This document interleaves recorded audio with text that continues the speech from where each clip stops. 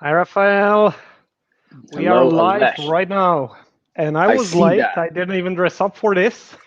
You were late. You look Oh like you yeah. dressed up. It's a nice shirt. I was like, there's raining here in Luxembourg, and I made it from the tram stop. It was right to the minute, and I'm 3 minutes late. I was like, yeah, damn it, I should have changed, but yeah, you know. How is it for you today? Good. It's not raining. It's raining in Luxembourg. Meanwhile, I'm farming and paying for water. So that's the life of a California farmer. I won't tell Oh you God.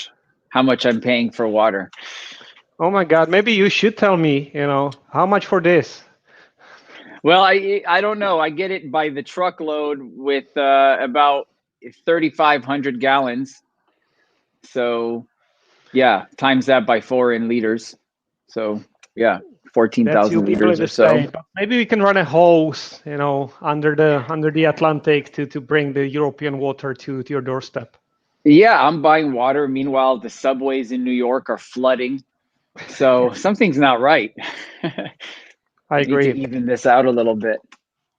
Okay, cool, cool. Anyway, I tend to forget since we are doing this regularly, this is our episode 11, that actually there might be some people watching, and I can see a couple are in here. So for those of you who are actually watching, my name is Ales, and this is my good friend Raphael. And what we do, we are having these rants every week now, same time, talking about what interests us and what bothers us when it comes to personal development, trying to kind of crack the secrets of universe and finding some actionable steps to make you a better version of yourself. And I didn't Indeed. prepare this. Hi, Phil. Hi, Diane. Nice to have you guys with us. And for anybody who is watching, if you don't mind just typing in where you're watching from in the chat, that would be awesome to see.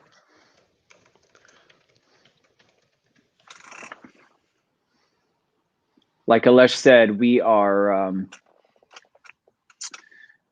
do this rant each week. In fact, the rant continues. We just stop streaming live, but we pretty much just rant the whole week. Very much so. And what I have to say, we always kind of scramble for what should be the overarching theme for the next one. So we are very open to suggestions in there because, quite frankly, the way I see it is this is an ongoing discussion how to get how to find your edge, how to get sharper, but maybe also calmer when needed, and how to I don't know. I lost the end. How to what, Rafael? Why are we doing this? Well, we are experimenting and constantly looking for ways to meet our potential and explore our edge. And for me, I can only speak for myself. For me, it's kind of an experiment, and I'm constantly balancing between accepting where I am now and also stepping towards a greater possibility that I see for myself. And so it's an interesting game. And I'm sure a lot of you have experienced this feeling of waking up one morning and having a very different mood or feeling than you had the day before. Even though not much has changed, your perspective of how you happen to be doing in your life that week, that month, can feel very different from day to day. So a lot of this is subjective. And how do we make these objective choices and improvements in our lives while being connected to this kind of nuanced, constantly fleeting mood, feeling, and things like that. Yeah, no, that's definitely the case. And to Rafael's point, we have covered some of these situations when you wake up and you just don't feel like it. When you wake up and you feel you're not making it, you wake up, you feel like a failure. But what we haven't covered, and I'd like to focus on that a little bit today, are the days, the happy days, and you feel like, hey, I'm killing it, or at least I have no major problems. Everything is going kind of okay. why didn't I just glide a little? Why bother? I mean, I'm doing fine, looking at people around. I'm not struggling as much as they do. And why bother? Why striving for more? And that's the topic I believe we didn't cover specifically. So that's the one I would like to tackle today. What do you say, Raphael? Well, yeah, absolutely. I'm down with that topic. And why struggle for more? I mean, Alesh, come on. You and I are sitting here like mere mortals, and people are flying to space for like 5 whole minutes for only $30 million. This could be you. So That's clearly there's bargain. some motivation, I mean, forget about the, billion people that don't have clean water. We could be going to space. Yeah, well, there's always the new horizon, I guess, in there. So does it mean that we should always strive for more? How do we?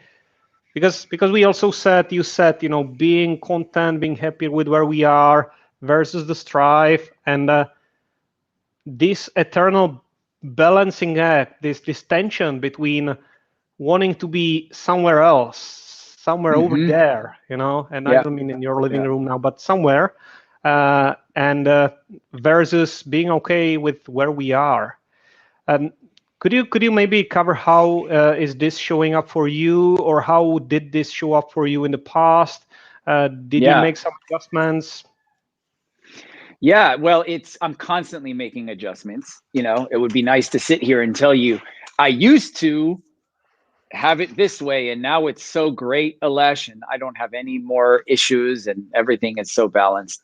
I think there's a knife edge, and I don't think that those things are mutually exclusive. You can accept where you are now completely and still be clear on the possibilities that you hope for yourself. So maybe you're feeling very content today, but we all know that that feeling of contentment is very fleeting. And so for me, the desire is to have some equanimity and not to be thrown too far off in either direction. Not to be overly excited when things happen to be going pretty smoothly. That being said, to also allow yourself to enjoy where you are. And I think that finding a process that you can enjoy is very important, because this is really all we have. Is we have this time in front of us now, and that's all we ever have. We have a continuous moment, and it's always now. So how do we work with that? For me, it has been a challenge, Alesh, I will tell you. And I think that those days that things feel really good are common for me. And sometimes in the same day, like you said, oh, I'm killing it. Well, sometimes I wake up feeling like I'm killing it, and by the afternoon I feel like I'm dying, and maybe later in the evening I feel like I'm killing it again.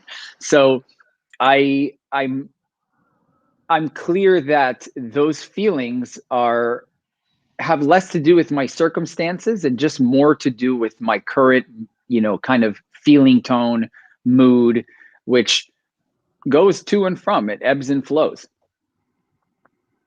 Yeah, well, interesting. Now I'm thinking about my days, and usually, unless it's Fridays, I feel always the morning is good, and then as the day progresses, I'm dying. So I still wait to reach the point in my life when I have this uptick at the end of the day.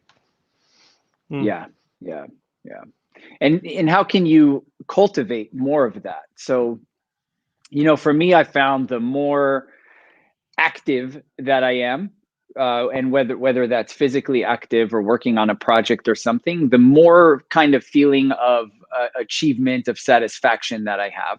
And the more that I stagnate, and the more that I use my attention in ways that I don't think are helping me, the more kind of negative feeling tones creep in, the more anxiety I feel, the more I feel that I should be doing something else. Do you find that to be true for yourself, Alesh? You mean with the shoot that this formal moment when you are actually judging yourself for the activity you are engaged with? Yeah, there's that, or just that feeling of tasks piling, and saying, wow, I'm not getting to any of these things that I said I was going to get to. This is taking a lot longer than it should. And that whole story. Oh, you read my mind today. Yeah. That's what I'm trying to do. No, that's always the case. I have this pile of papers that's not getting processed, and I'm kind of dragging it, left and right with me. And I was able to kind of win over it for a while. It's coming back, so I need to tighten up the systems again. Yeah, I think that's you just hit the nail to the head. Like the longer I feel I'm coasting in this sense of bliss, I'm killing it now. The more I feel I'm setting myself up for some problems in the future. Yeah. Yeah. So how can we cultivate a state of mind where our bliss or lack of bliss is not dependent on our external circumstances, and we can maybe make contact with that kind of equanimity regardless of the task that we're doing? That's been one of the things that I've been experimenting with and challenging myself to find. And can we be okay when things are not that way? One thing I noticed over the last few weeks, things have been a little bit more stressful for me at times. And I've noticed myself wanting them to be different than how they are. Kind of grasping for, the month prior to this was a lot more easeful for me. I felt a lot more on top of things. I felt like things were all aligned, and now some things are a little bit out of balance, some work stuff I have to deal with, and feeling like that's wrong. Like, oh, why can't I get back to how it was a couple of weeks ago? It was so nice, and having that awareness of that has actually been helpful in itself, because it allows me to, even for brief periods of time, release that resistance to how things are now and say, okay, last week was more easeful. I felt a little bit more relaxed. I felt more calm, and I see myself wanting to hold on to the way that things were then, which prevents me from being present with how things are now, tackling the next item on my list, and being here fully. I'm thinking though, this is just I'm pausing not because of the internet issues at this point, but because it really resonates with me in a way.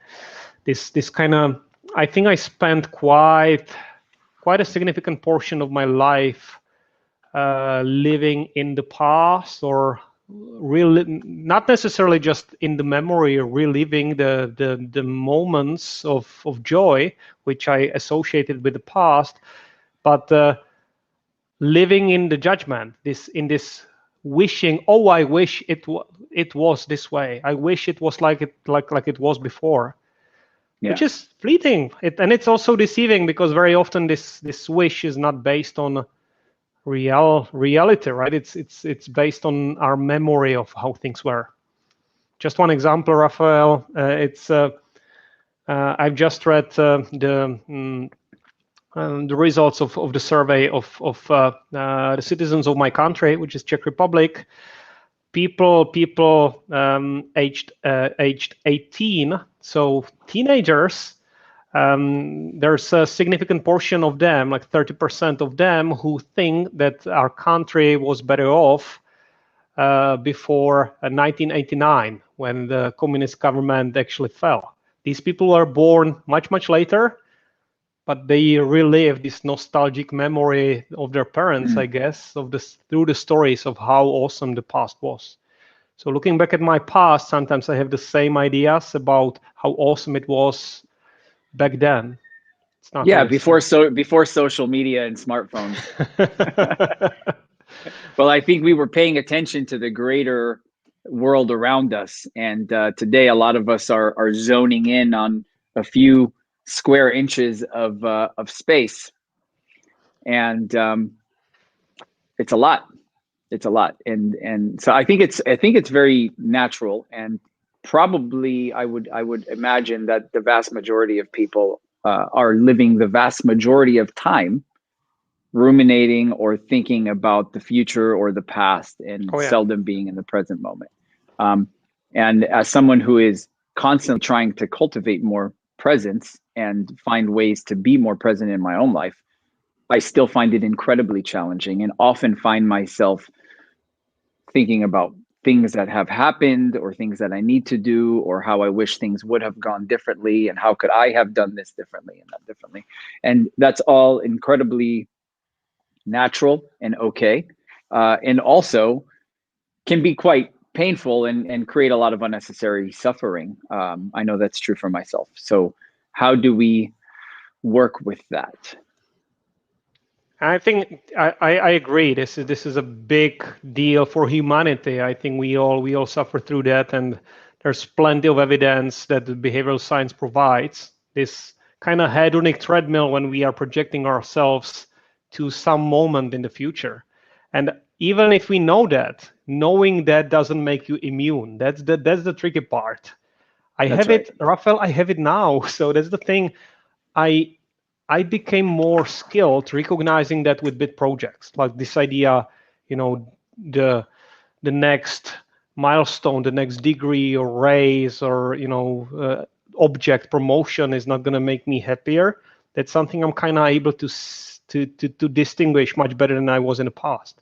But where I'm still Sure. struggling is with the items. I know we talked about doing the dishes, right? So how doing the dishes sucks. And that's our favorite topic with Raphael, talking about the chores. And I'm thinking about there's a project I'm supporting now at work, and it's something that is going to be executed next week. And in my mind, I caught myself today. I'm tackling it as a chore, and I'm projecting myself into the happy state when this will be over. I'm like, it will be so cool once I'm done with it. That's going to be cool. Once I'm done with the Right. commute in the rain, everything's going to be better, which Sure. makes me miss on all the awesome things that can happen during that commute, I guess. Absolutely. And yeah, we see the end result, and we're pre-celebrate. It's as if we're pre-celebrating. So the project that you just described as an example, your or a raise or a promotion, we can tune into the joy of getting to that place, and we conveniently keep out the cost associated with that new position. So all the responsibilities that come with the new promotion or the raise, right? So it's really easy to get psyched about, oh yeah, I'm going to get a promotion and I'm going to be so happy. And then with that new promotion, it's like, here's this new stack of responsibilities. How do you like that now? How does that taste? And it doesn't taste how we thought it was going to taste. And this is why being able to cultivate some presence and being able to tune into to the moment, to the commute. We'll use that analogy that you just used. Can you find some joy in that? And it's not easy. And as you just said, and we've talked about this many times on this show, understanding it on an intellectual level and being it and living it are two completely different things. Now, while we're on that point, I've been reminding myself that there's no arrival, right? This is like you don't, the game's not over till you die. So, and that could happen at any time to any one of us. I like to remind myself of that. It's not morbid to me. It's actually quite inspiring to me to remember that any day could be my last day. For that reason, regardless of what I'm doing, I like to try to, and it doesn't always mean enjoying the ride, but being present for the ride.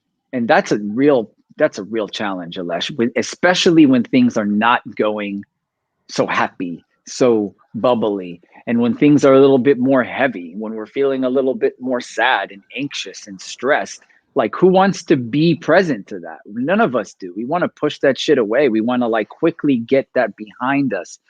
So I'm learning to look for value, and it's tough, man. It's tough because I don't want that any more than anybody else. But I'm learning to find the value in those so-called negative moments and experiences. The poet, the Sufi poet Hafez tells us not to dismiss our loneliness too quickly. and to let it season us.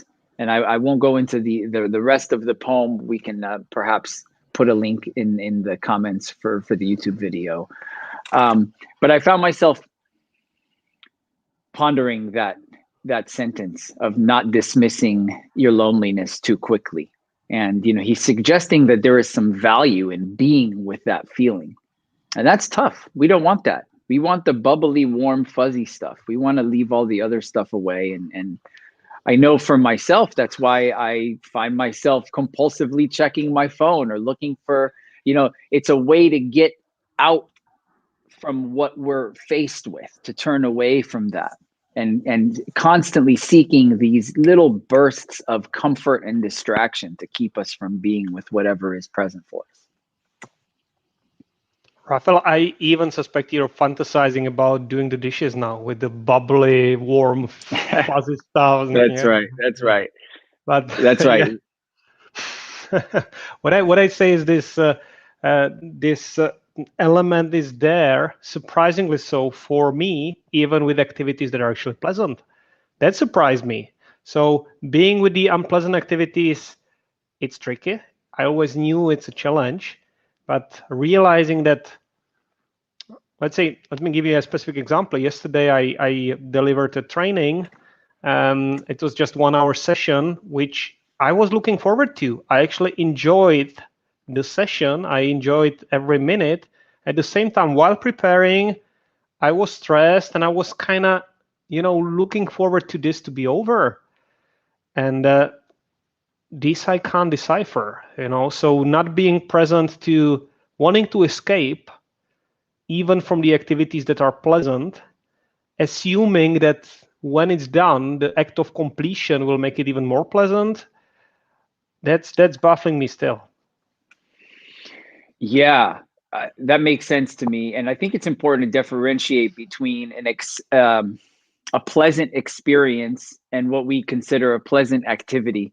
Do you have any recent memories of engaging in an activity that sounds like a pleasant activity and having very little or no enjoyment in the activity, or even being in like a strangely negative state of mind during the activity? Like, this has happened to me going to the ocean with my family. It's sunny, it's beautiful, we're walking on the sand, and it's supposed to be, mind how I said supposed to be, as if there's a predetermined way that I am to experience going to the beach with my family. It sounds like a really pleasant day. Well, I've had quite a number of experiences like this where I'm very caught up in my own crap in my head. I'm busy thinking about some things that I feel I should have already done or need to do. Kind of picking the things that are not working out the way I'd like them to in my life, or that need attention, and feeling like I'm not really present in this pleasant activity. I don't know if you have any similar experiences, or if anybody listening has anything they'd like to share like that. For me, it's only every weekend, Raphael.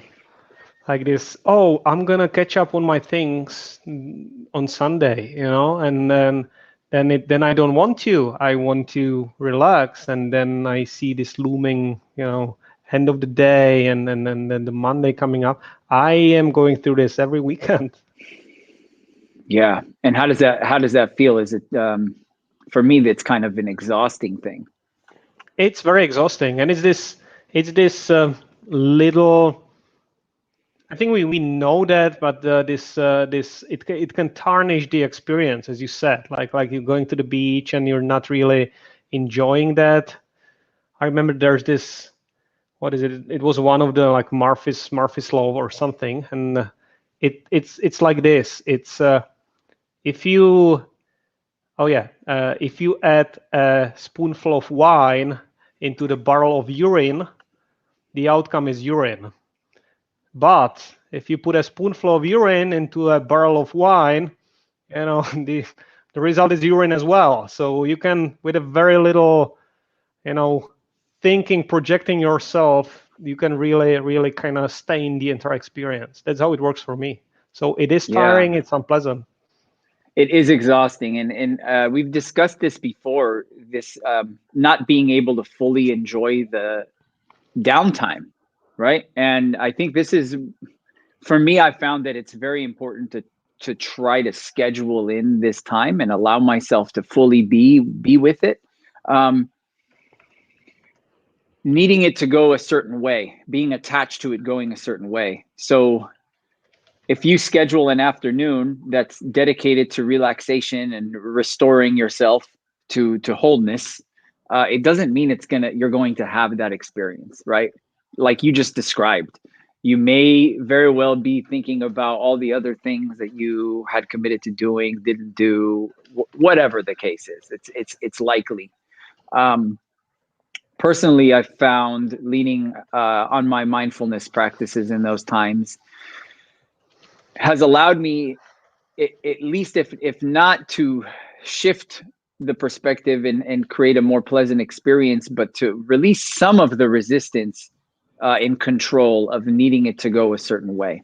And it is nice to be able to allow ourselves and say, okay, this is my day or hour or half hour, whatever it is that you have that you've set aside for yourself for, restorative practices, recovery, self-care, or just socializing, having a good time, whatever it is. It doesn't mean it's going to go that way. Right? Yeah, it's very true, and it's as we said at the beginning, it's an ongoing kind of ongoing. It's honing the skill, I guess, to bring yourself back to the moment. There's I'd like to bring us back to what I boldly advertise as the topic in here, because it's really bugging me, and I think we owe it to. I owe it to myself, but we also owe it to the people who are watching us. And the question was how to tackle the situations when you feel that everything is kind of okay. Maybe you don't feel this sense of pressure. Maybe you don't feel this sense of discontent, and you're asking yourself, why bother? Maybe you're grateful for what you have. Maybe you're fine. I'll kick it off with a story. This is a true story of one of my friends, and basically. The story is, he's got a good job. He's kind of he kind of made it in a way. There's no major pressure in terms of he would need to implement changes. It's also combined with this midlife crisis that there's the feeling, oh, he feels he may be aspiring for more, but at the same time, there's the risk that he would endanger what he's got right now. And I don't want to say like it's a friend of mine, because I feel the same about myself to some extent. And why bother? If you can glide or coast where you are, everything is going okay. Maybe being mindful, you can practice some gratitude, which will kind of entrench you into belief that why bother. How would you find a motivation to really strive for something more? And I am asking you this because you've been there. I know we've been having this conversation. You are this person for me to a large extent as well. Yeah, and Alesh, this is why I schedule things. If I left it up to whether or not I felt motivated, then a lot of the habits that I have built for myself would not happen. Most of the time I don't feel like doing a French lesson. I'd much rather scroll on some other app or watch a YouTube video. I'd often rather go for a walk than you to do some administrative stuff. You mentioned your stack of papers. I have actually that whiteboard that you sent out to all of us. I like to write a different quote on it each week, and I have that on top of my little stack of papers that I have to get to. And I find that helpful. So this is where structuring comes in. If we can design our life to allow us to tackle things regardless of whether we feel we're doing so great, that feeling is often fleeting, as is the feeling that we're drowning and everything is going wrong, right? Like we can have, I'm speaking for myself here, but I've certainly experienced days in the same week, or often even in the same day, where I feel like everything's going great or everything's going wrong. It's like it only takes the next thought that comes up that reminds you of, something that's really nagging at you, something that's really not going the way that you hoped that it would in your life, is enough to completely throw you off and shift you, send that pendulum swinging from one end to the other. So like, how do we keep centered, and how do we create practices and habits that support us regardless of which way that pendulum is swinging, right? If we keep it, if we wait for our motivation is incredibly fickle, right? And this is where drive comes in. If we're driven to make these changes in our life, then we will develop structures to help us move towards our goals, and they only need to be incremental. If you're improving a fraction of a percent each day and you're working towards it, and if you fall and you get up, you're going to keep moving towards your goals. So this is what I found helpful.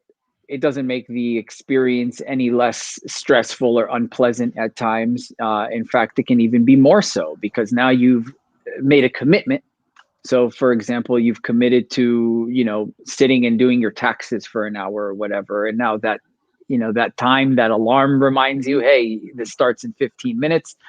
And there's nothing you'd rather do less than spend an hour collecting, emailing documents to your accountant or whatever it is you're doing. That's just one of many examples. So we've said it before and we'll say it again. You don't rise to the level of your goals, but you fall to the level of your training and your habits. And so this is where structure for someone like myself is a non-negotiable, because if I wait to be motivated, nothing's going to get done, Alesh.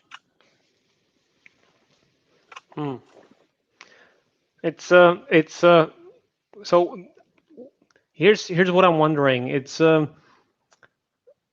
do you see a difference between let's say maintenance, so using this gliding metaphor? So would you say that there's a difference between the habits or routines, mechanisms to kind of maintain your flying altitude, which might be enough for you? So it might be level of income, level of engagement in social affairs, whatever, and the habits and mechanisms that would kind of increase this flying altitude, that would kind of give you more space and more potential. Is it different, or is it the same type of skill for you? Well, I think the muscle is the same. So if you can become good at doing something, even though you don't feel like doing it, you can increasingly weave new tasks into that. So, if you convince yourself to run 3 times a week and you hate running, but you do it anyway, and 6 months down the line, you decide you want to weave another type of exercise or physical, challenge into that, you've already developed that habit of being able to show up, and that's the commitment. If I understand your question, it sounds like you're asking, so you've created this, you're reliable to do a certain number of things, and are you asking if it's different to do something outside of your current level of goals and tasks that you're reliable to do? I'm trying to understand the question. Maybe you could rephrase it. Let me try. So I'm thinking, if suppose I'm happy where I am, I feel like, yeah, there's no need for me to increase the capacity. So what I only thing I need to do, to use your examples, is to do my dishes as I always did and do my taxes every now and then, and I'm fine. I don't need to kind of stretch myself to do more. Mm-hmm. Is that different? Does that require a different discipline or different approach than when I say, hey, I want to inch a little higher.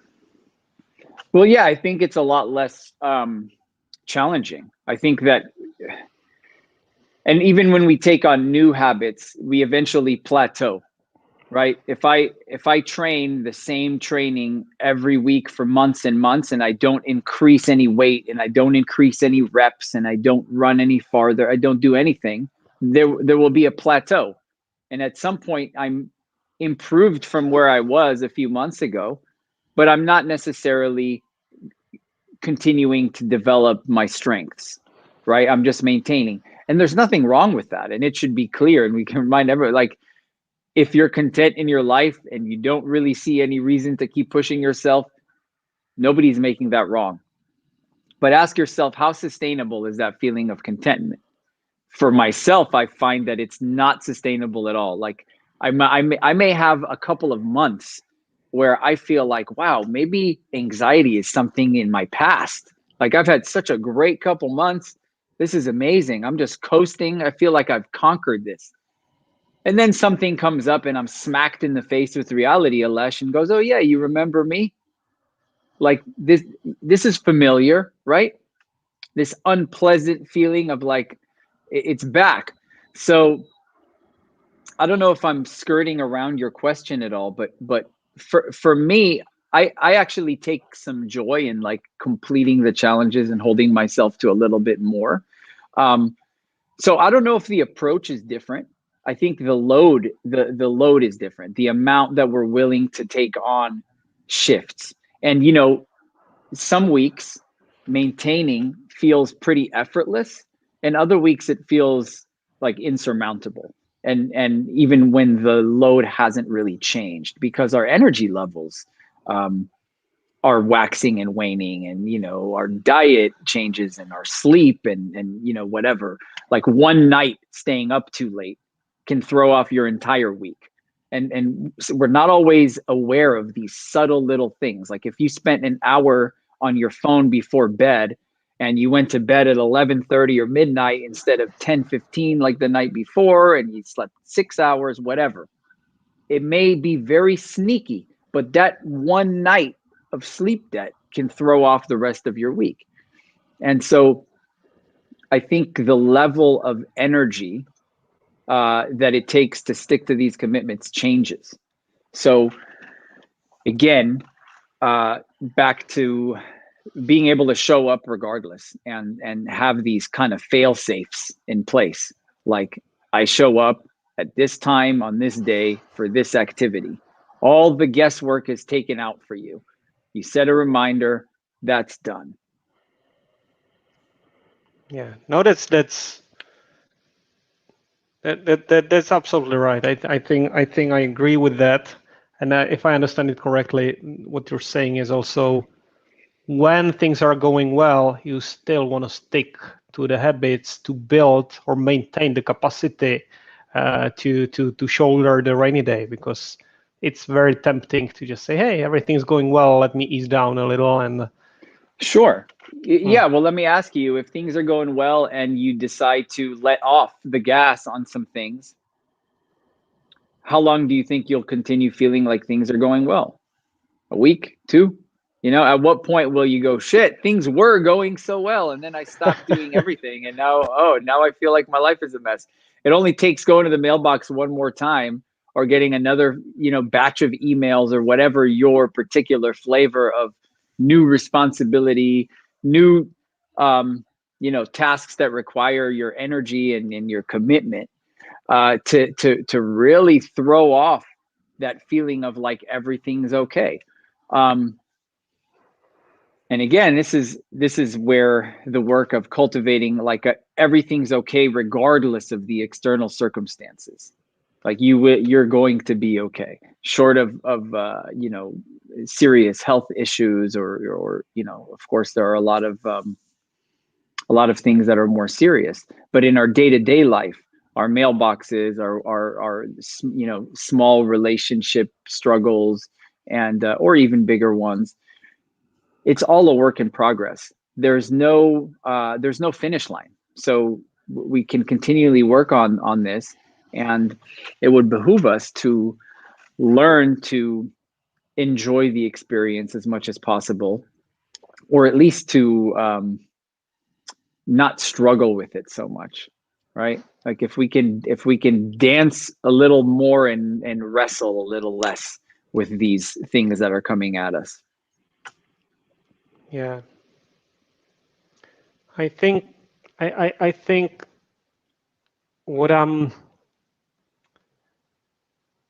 wondering about is also how the contentment or some sense of acceptance um, weaves into that. So, and let me clarify a little bit. So there is, we are streaming on LinkedIn. So for the LinkedIn viewers, there's something called Peter Principle about organizational hierarchies, saying everyone is going to be promoted to the level of their incompetence, and then you're stuck there because you can't go higher, and you're not going to be demoted. But the more immediate example, Raphael, I know we talked briefly about, and we're going to talk about our monthly challenge. We talked about a movie I recently watched, highly recommend it, movie from 2020 called The Father, with Anthony Hopkins, about an elderly man losing his wits and capacities due to dementia. What is common in those? So I'm thinking, how do we tackle the situations when you feel you can't increase your capacity? So suppose it's physical training. There are two curves that will overlap as we age. Our innate capacity to build muscular tissue and to maintain our flexibility will diminish. So at some point, we need to weave in, I guess, acceptance and still maintaining the habits. How are you thinking about this combination? This goes for skills as well. You will plateau with skills at some point, and probably I'm not going to be a figure skater of world I won't class. be doing any, yes, and neither will I, Alesh. I will not be a figure skater. That's a great question. What you're talking about is finding your edge, and it's a great place to explore. And if that's happening, if you're reaching your capacity, that's actually a great sign. That says I'm pushing to my capacity. If you're playing it very small and everything is a breeze and nothing is challenging you, then you're probably not taking on as much as you could, and that's okay. If that's the what you want to create for yourself in your life. But to go back to your example of training, or it could be something work related, if you're finding yourself coming up against a little bit more than you can handle, I think that's often a sign that you're in a direction of real growth, because you're now finding out what you're capable of and what's going to take a little bit more work. And in the case of physical training, some days you show up and you feel really great and you have a lot of energy, and the next week you might do the same exercise and feel like, man, this is really exhausting. I feel like I just don't have the energy that I did. And yet you're showing up anyway. So, we don't want to push ourselves to the point of burnout and injury. We want to live to fight another day, right? So that place is for everyone to figure out on their own what their personal limit is and how far they want to push beyond it. I think often the stop points that we create for ourselves are a lot less than what we're capable of. And of course, our extremes, we've talked a lot about David Goggins and, Jocko Willink and people that do kind of extreme things with their body. And so it's worth playing with. And you know what? Sometimes you're going to do more than maybe you should have, or more than sometimes you're going to wake up the following day and go, wow, like I really kicked my own ass yesterday. And I rest is not even a negotiable today. I have to take a day and, restore myself a little bit. And so don't take anything I'm saying as truth. Find out for yourself. Play with these things. Push yourself. Find where your edge is. Let off when you need to. And all of these ideas, few of these ideas that I'm talking about are original. Alesh and I both read a lot of books. We like to take on various challenges, and I see them as kind of experiments. I like to try something, see how it works out, pull back a little bit if I have to, back to the drawing board. And so to answer that question, Alesh, I think I answered it as best I can. But the point is that we all have a different edge. Sometimes we think we've hit our edge, but we're not quite there. And it's okay. In fact, it's important that we sometimes fail. And it's an indicator of that direction of growth. If we're never failing, if we're always only doing what we're capable of, then we're not really expanding our capacity. We're just playing it safe. Yeah. Yeah, I like the stress on the experimentation, because I think that's what it's not a new discovery, right? But sometimes I feel the need of rephrasing the same principles for myself to see them in a new light. And you helped me with that today with this experimentation. I just realized people like Thomas Edison, and thinking of Thomas Edison in two parallel universes, right, with the same achievements, and in one of them, Edison is enjoying the experiments. He's enjoying, trying different compounds and whatever he's doing with the 1,000 failed attempts. And in the other one, the same Edison in the parallel universe is not enjoying that. They are both enjoying the success and the results, but still, I would say the second one has a pretty crappy life. Yeah, and one thing I would add is when you're trying something new, track it. Keep a journal. Doesn't matter if it's written or if it's digital. Track when you began a new habit, whatever it is, whether it's a dietary change or a new exercise routine or a new way of processing your inbox. Write something down so you can look back and see how it went. And I think there's tremendous value in that. You'll look back and say, oh, this worked, this didn't work. I've personally found that incredibly useful. Mm-hmm. I think that's something we wanna talk about. How to track the progress, or how to do post-mortem, how to think about these things. Maybe that's something that could be a topic for our next talk. What do you think? Sure. Yeah, I like that.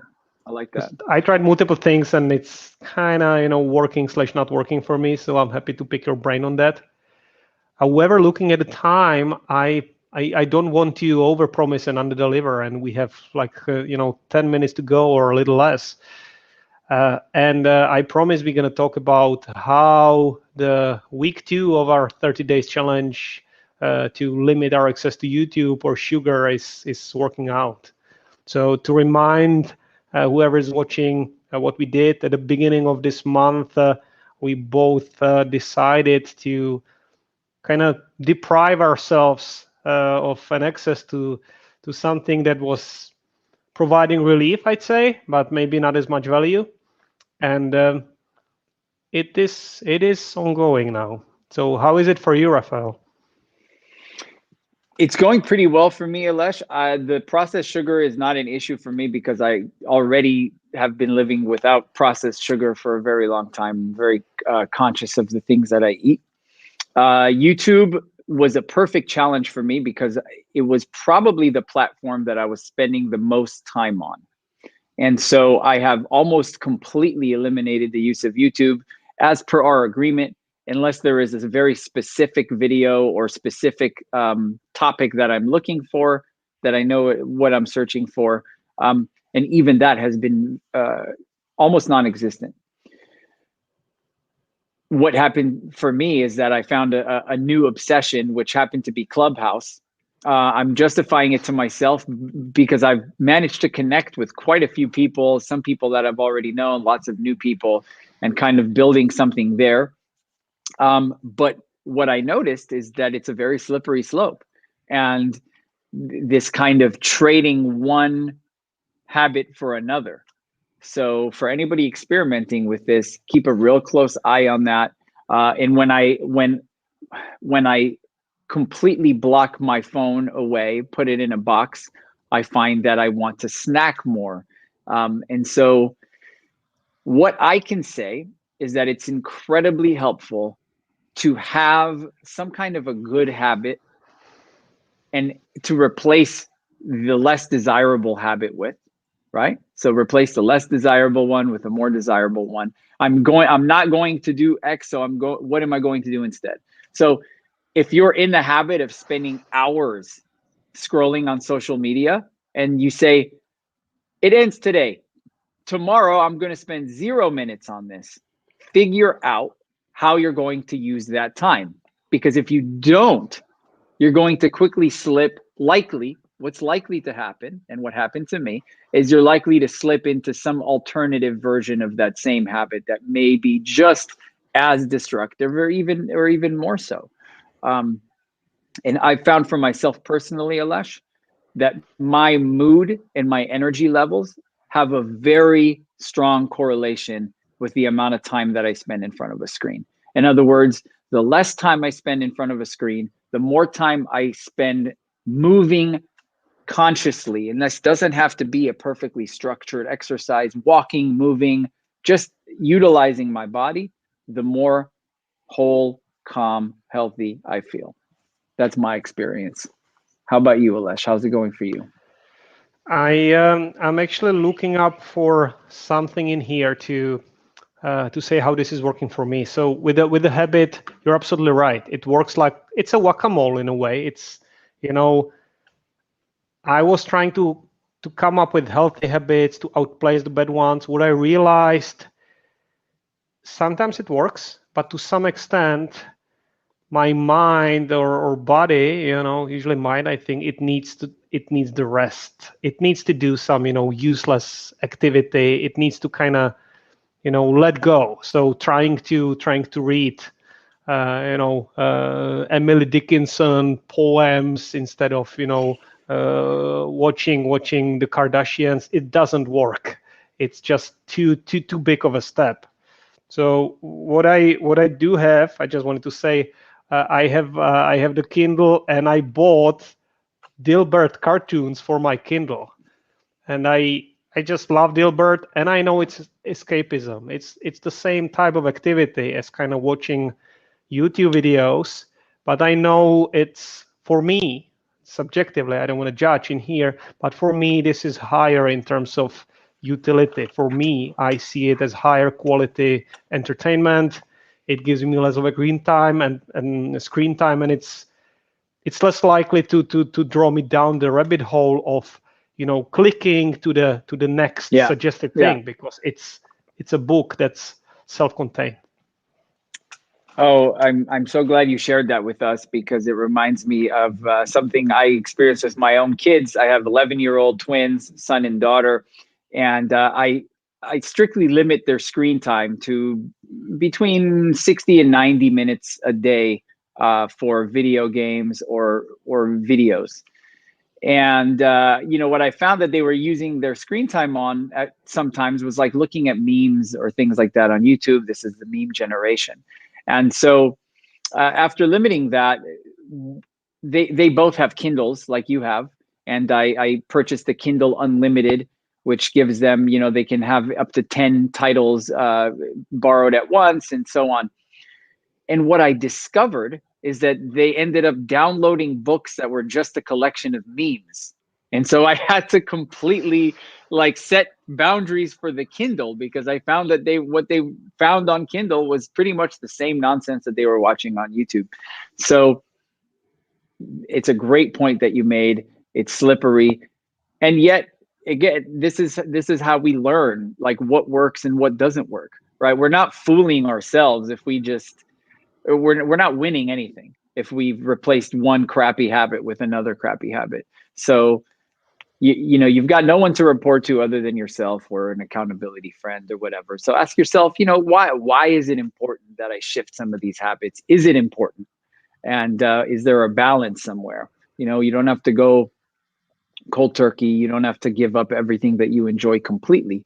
But ask yourself, how do these things leave you feeling? After you've been on Facebook or YouTube or whatever for an hour, hour and a half that you may have not planned, how are you feeling afterward? And do you want to continue feeling that way? Is that something that you are making an empowered choice to do?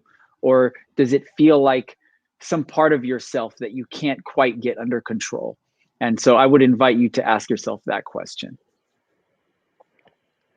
I like that, and I'm kind of hoping we are not failing that test, Raphael, for those of us, those of you who are watching us. So, how are we? How did we make you feel? And of course, you can not tune in next time, but hopefully we made you feel good about this conversation. We made you feel more, let's say, introspective, make you feel eager to explore the boundaries for yourself.